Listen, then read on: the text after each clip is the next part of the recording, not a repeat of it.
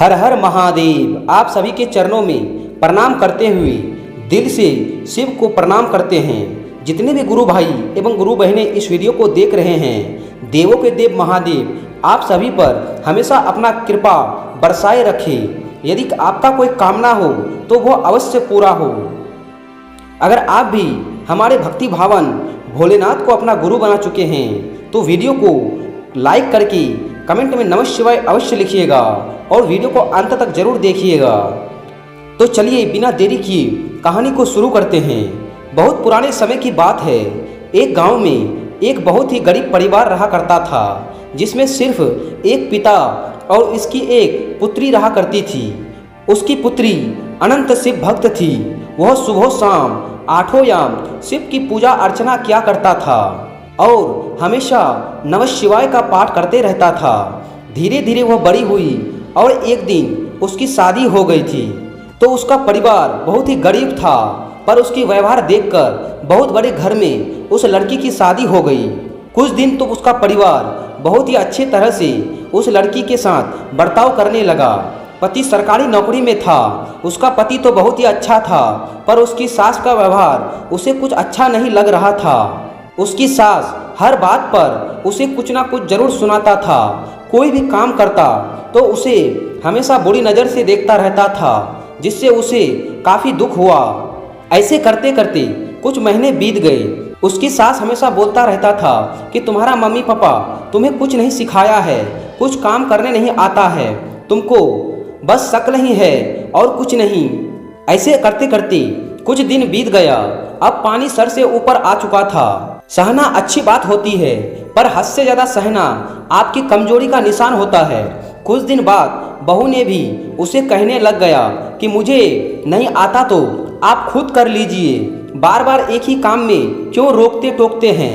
जितना आप बोलते हैं उससे अच्छा तो आप खुद कर लीजिए। सास भी बहुत घमंडी थी। इतना बोलते ही उससे लड़ने झगड़ने लग गया और घर में पूरा अशांति का माहौल छा गया। वह लड़की बहुत बड़ी शिव भक्त थी। वह प्रतिदिन शिव की पूजा अर्चना किया करता था। एक दिन चुपके से उसके सास ने शिव की जो प्रतिमा थी, शिवलिंग, रात में उसे उठाकर नदी में फेंक दिया। सुबह जब उसे पता चला कि कोई उसके शिवलिंग को नदी में बहा दिया है, तो वो लड़की पूरे घर में तांडव करने लगी और सभी लोगों पर क्रोधित हो गया। उसने कहा, मैं आप सबको 1 घंटे की मोहलत देता हूँ। जिसने भी यह नित्य कर्म किया है वह तुरंत मेरे सामने आ जाए और हमारे भक्ति भावन भोलेनाथ को वापस कर दे, अन्यथा बहुत बुरा होगा। उसकी नज़र उसके सास पर थी, क्योंकि उसकी सास ही उसको ऐसा कर्म करते हुए पा सकता है। और उसको पूरा शक भी था कि वह काम कोई और नहीं बल्कि मेरी सास ने किया है। सभी घर के लोग चले गए, सिर्फ उसकी सास बची हुई थी। फिर उसने अपने सास के पास गई और कहा कि यह काम किसी और का नहीं बल्कि आपका ही हो सकता है, और मैं आपको 1 घंटे की मोहलत देता हूँ। उसके बाद मैं आपका क्या हाल करूँगी यह मैं भी नहीं जानता हूँ। ऐसे करते हुए पूरे दिन समाप्त हो गया। जब शाम हुआ तो उसके पति किसी काम से कहीं चले गए थे। उसकी पत्नी अकेली थी। सास ने अपनी बहू को दूध में मिलाकर शाम को जहर दे दिया, पर सुबह जब उठा तो देखकर हैरान रह गया। बहू जैसे का वैसा ही था। उसकी सास को काफ़ी आश्चर्य हुआ कि यह कैसे हो सकता है, मैं खुद अपने हाथों से उसे जहर पिलाया था। अगले दिन फिर वह एक खतरनाक जहर की पुड़िया लेके आता है और इस बार वह पूरा का पूरा जहर का पैकेट उसे दूध में मिला देता है। फिर वह अपनी बहू को खिला देता है। हैरान की बात और भी हो गई कि सुबह फिर से हुआ और वह जिंदा बच गई। उसके अगले दिन उसने कुछ 2-4 आदमी को सुपारी दिया कि मेरी बहू को जो जान से मार देगा मैं उसे 5 लाख रुपए दूंगा। सुबह जब हुआ तो उसकी बहू मंदिर जाने लगा तो कुछ गुंडों ने उसे उठा लिया और एक पहाड़ की खाई से उसे नीचे गिरा दिया। वे सभी गुंडे उसके सास के पास आई और उसने कहा कि आपका काम हो गया है, अब मेरा पैसा मुझे दे दो। उसने पैसा उसको दे दिया। उसकी सास बहुत ही खुश हुई कि अब झंझट पार हो गया। करीब 2-3 घंटे जाने के बाद उसकी सास ने जो देखा उसे देखकर उसका माथा घूम गया। उसकी बहू उसके सामने खड़ी थी जो पूर्ण रूप से स्वस्थ थी। उसकी सास ने अपनी बहू के चरणों में जाके गिर गया और उससे माफ़ी मांगने लगा कि मुझे माफ़ कर दो, मैं तुमसे अच्छा बर्ताव नहीं किया, मैं तुम्हारे लिए अच्छी सास नहीं बन पाई।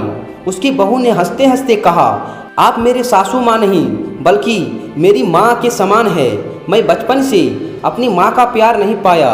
मैं बचपन से यही सपना सजाए रखी थी कि मेरी जो सास होगी मेरी माँ के समान होंगी, पर आपने जो मुझसे बर्ताव किया उससे मुझे कोई दुख नहीं हुआ। आपको शायद पता नहीं कि मैं अपना पूरा जीवन प्रभु शिव को समर्पण कर चुकी हूँ। मेरा सुख दुख जन्म मृत्यु सब वही निर्धारित करते हैं, इसलिए मैं पूर्ण रूप से स्वस्थ हूँ और हमेशा सुखी रहता हूँ। आपने जो मुझ पे जहर पिलाई थी उससे मुझे कुछ नहीं हुआ, क्योंकि आपको पता नहीं कि मेरी रक्षा स्वयं मेरे भोलेनाथ करते हैं। मुझे अपने जान की परवाह नहीं होता है, परवाह होता है तो सिर्फ और सिर्फ अपने भोलेनाथ की। उसी दिन से सास भी अपने बहू के साथ शिव को गुरु बनाया और एक संग रहते हुए पूरा जीवन खुशी खुशी व्यतीत करने लगा। कहानी कैसी लगी कमेंट में ज़रूर बताइएगा। अगर चैनल में नए हैं तो चैनल को सब्सक्राइब करके कमेंट में नमः शिवाय अवश्य लिखिएगा। मिलते हैं एक अगली वीडियो के साथ, तब तक के लिए हर हर महादेव।